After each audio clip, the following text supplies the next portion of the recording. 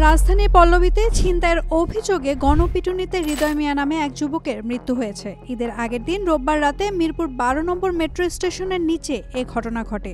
তবে হৃদয়ের স্ত্রী প্রিয়া তার স্বামীর বিরুদ্ধে ওঠা এই অভিযোগ অস্বীকার করেছেন। মামলা না দিয়ে ছেড়ে দেওয়ার আশ্বাসে পল্লবী থানার এসআই আশরাফুল তার কাছে থেকে 40,000 টাকা দাবি করেছিলেন বলে গণমাধ্যমে অভিযোগও করেন প্রিয়া।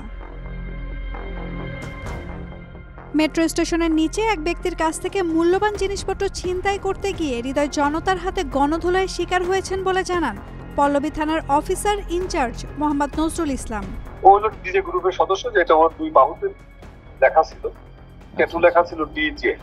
আবার ওরা আরেকটা কাজ করতো, গাড়ি বাধাই দিয়ে দেখা গেল আপনার গাড়ির সাথে বাধাই দিয়ে ওরা কই দিতে টাকা দাও, আমার গাড়িতে 50,000 খরচ হয়েছে, 50,000 টাকা দাও। ভিন্ন কায়দায় ওরা চলতো আর কি সারা রাত করে বিএমপির মধ্যে চলতো এভাবে। তো ঘটনার তারিখেও ওইরকমই হয়েছে, একটা ঘটনা ঘটছে আরেকজনের গাড়ির সাথে বাধাই দিয়ে তারপর ছেলে ছিনতাইকারী সেটা করার পর জনগণ এসে ওকে কিছু মারপিট করছে।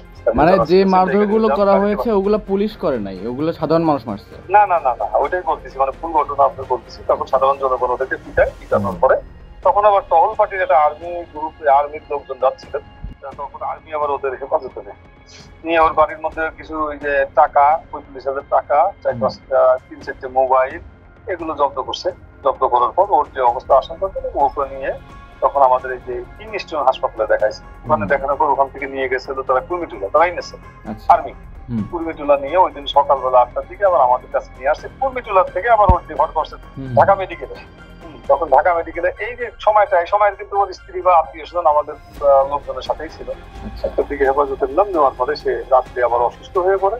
তখন আমার কুর্মিটুলা নেওয়ার পরে তখন বললো যে তার পালস মাত্র 20 থেকে 30% পালস আছে।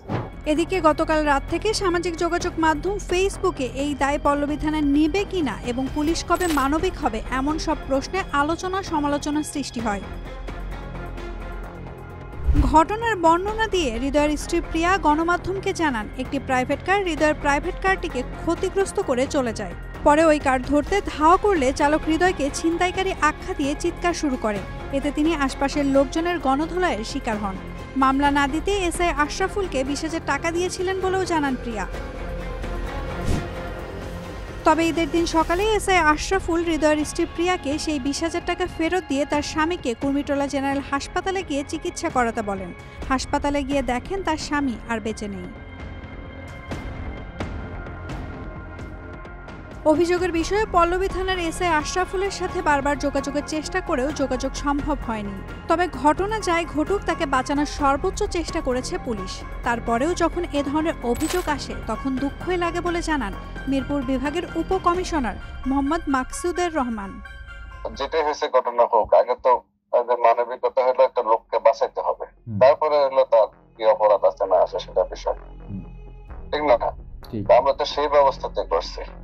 আর এই ভদ্র মহিলা যে ভিকটিমের ওয়াইফ, উনি সাথেই ছিল। ওনাকে যে টাকার বিষয়টা যেটা আসছে যে এটা এই বিষয়টা একদম আমি নিজে থানাতে গেছি। উনি এই ধরনের ক্লেম করার কোন যুক্তিকতা আছে বলে আমার দৃষ্টিগোচরে বা আমার অফিসাররা যারা এটা আমার যারা ছিল আর কি, আমার সাব রেড অফিসার ছিল, যারা এসসি তারাও সাথে ছিল। এ ধরনের কর্মকাণ্ড হওয়ার কোনো সুযোগ নেই। 40,000 টাকা নিয়েছে, পরে 20,000 টাকা করছে বিষয়টা, ঠিক আছে। উনি এটাকে আপনাকে আপনার রেকর্ড আমি বলতে পারি যেটা ওখানে ওনার যে ভিকটিমের যে গাড়ি ছিল, গাড়ির মধ্যে বেশ কয়েকটা মোবাইল ফোনও পাওয়া গেছে। তারপরে 40,000 টাকা ছিল, সেই টাকাটাও আমাদের কাছে সিজ করা।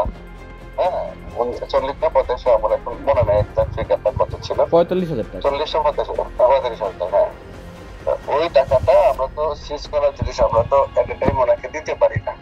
ওটা দিতে হলে আমাদের অনুমতি নিয়ে দিতে হবে। উনি হয়তো ওইটাই আমাদের কাছে চাচ্ছে আর কি, যে ওটার জন্য হয়তো এই কথা বলতে পারে। তার তার ট্রিটমেন্টের কাগজ গুলো দেখলে বুঝতে পারবে আপনারা কতটা চেষ্টা করছে তাকে ইয়ে করার জন্য। সেখানে এই ধরনের ক্লেম আসলে তো একটু কষ্টই লাগে। সারাটা রাত দিন পর্যন্ত কিন্তু পুলিশ এইটার পেছনে লেগেছিল, যেভাবেই হোক তাকে আগে পাবলিক করছে। এটা আমাদের ছিল মুখ্য উদ্দেশ্য।